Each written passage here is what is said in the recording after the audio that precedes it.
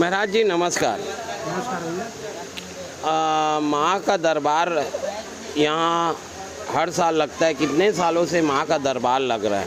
ये हमारे पटेल पारा जो है ये बहुत पुराना है। जैसे पुरानी बस्ती रही है वो जगह जो है माँ भगवती का पंडाल लगता है। पहले बहुत पुराना 40 साल लगभग यहाँ होने वाला है। और यहाँ पे जब पूर्वा में कहीं बैठता नहीं था, 2-4 जगह जो था माता के दरबार लगता तो उसमें से एक। तो महाराज जी ये पटेल पारा का नाम कब से पड़ा? पटेल पारा का नाम शुरू से? हाँ, यहाँ से पटेल जो पटेल समाज के जो है बहुत पुराने लोग हैं और उन्हीं लोग के कारण ये बस्ती का नाम पटेल पारा पड़ा है। और ये वार्ड 2 हो गया अभी वर्तमान में। अब तो पहले पार्षद रह चुके हैं इस वार्ड के, और पूजा पाठ आपका नाम ही है, पंडित जी हैं हमारे। तो ये जो वार्ड है और माँ का दरबार है, तो आप लोग को हर साल जैसे दुर्गा बैठाते हैं वैसे ही और भी कार्यक्रम होते रहते हैं यहाँ पे। तो ये जो वार्ड है इसमें आप लोग दुर्गा के अब आगे और क्या बनवाना चाहते हैं? ये सबसे पहली बात है, ये हमारा जो प्राचीन महल्ला है, पुराना महल्ला है जी, और इसके नाम से पटेल पारा पड़ा है। हम चाहते हैं पटेल पारा में सदैव माता के दरबार यहाँ पे लगता रहे और प्रयास ये है कि और अच्छे से अच्छे हो जी, अच्छे से अच्छा होना चाहिए। कार्यक्रम भी बच्चों के लिए कार्यक्रम, बड़ों के लिए कार्यक्रम, सभी चीज़ें होते रहता है। ईश्वर जी आप तो पार्षद हैं यहाँ के और लगातार काम भी कर रहे हैं आप, तो आगे क्या योजना है सर पार्षद रहने के नाते, और भक्ति के इस चीज़ों में आप भी बढ़ चढ़कर हिस्सा लेते हैं, तो क्या बोलना चाहेंगे सर? दुर्गा पंडाल को देखो इस साल तो नहीं, लेकिन अगले साल जो पार्षद निधि आएगा उसका ये है कि अगले साल पार्षद निधि आएगा जी, दुर्गा पंडाल का बढ़िया और विस्तार करेंगे। मोहल्ले के साफ सफाई, नाली जी, रोज साफ हो, ये प्राथमिकता रहेगा हम लोग का। और तो जो चल रहे हैं राशि हमारे महापौर जरूर करने चाहिए पूरा।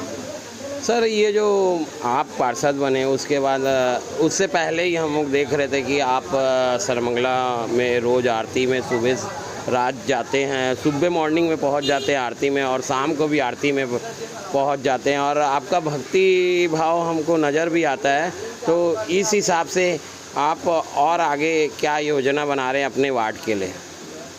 अपने वार्ड के लिए अभी 4 जगह और पंडाल है यहाँ पर, दुर्गा पंडाल जी जी, है ना, वहाँ कभी अच्छा से विस्तार हो जाए, वहाँ के लोग भी बढ़िया मत पूजा पाठ करें और भक्ति भाव में लगे।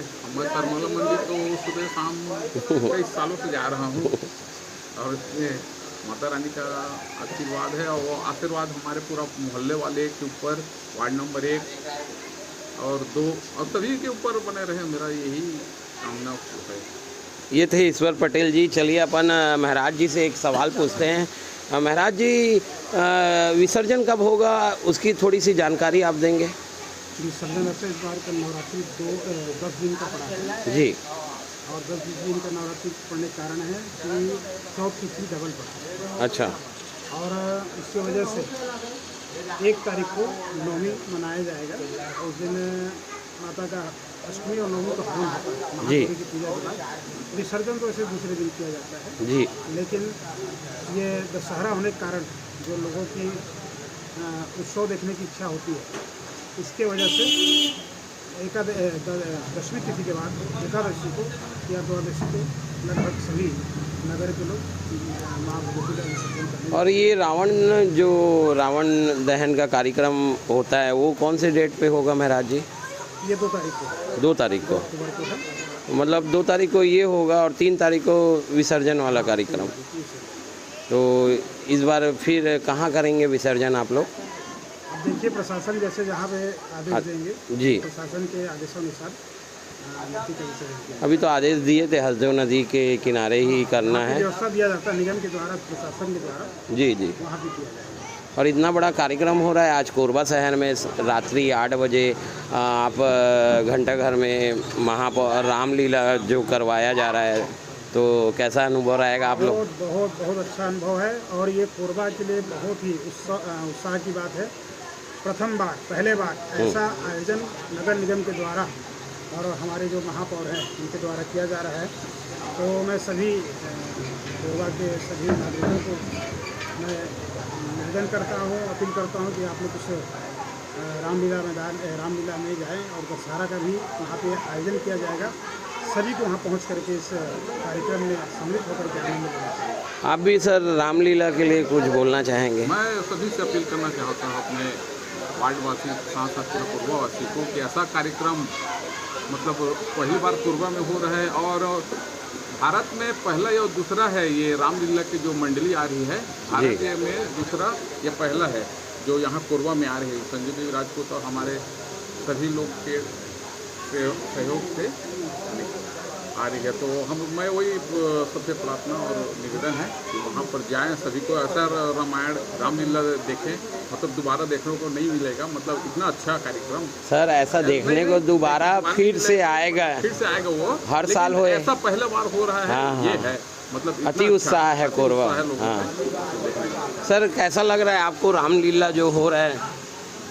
चलिए, देवी माँ की मूर्ति थोड़ा सा हट गए तो आप बिल्कुल माँ के दरबार में सभी जगह पहुँचिए और हम भी निवेदन करते हैं कि आप रामलीला जो चालू हो रहा है आज वहाँ पहुँचिए, अपने परिवार के साथ आइए, सारी सुविधाएं दी गई है और रामलीला एक्चुअल में क्या होता है अपने बच्चों को दिखाएं और राम, रावण, हनुमान सबकी जो कहानी है उसके बारे में बच्चों को जानने का, पूरा परिवार को, और उस कथा को पूरा सुनिए और इससे आपको महसूस होगा कि आपके बच्चे भी जानेंगे कि हनुमान कौन है, राम कौन है, सीता कौन है।